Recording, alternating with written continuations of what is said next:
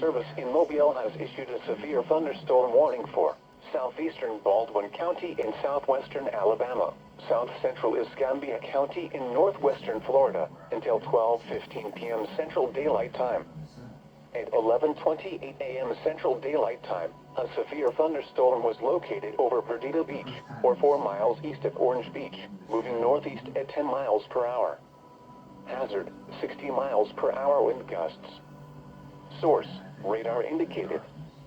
Impact, expect damage to roofs, siding, and trees.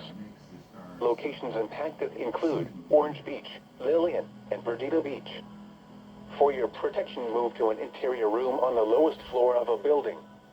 A tornado watch remains in effect until noon Central Daylight Time for southwestern Alabama and northwestern Florida. Repeating, a severe thunderstorm warning has been issued until 12:15 p.m. Central Daylight Time for the following county: Baldwin, Alabama, and Escambia, Florida.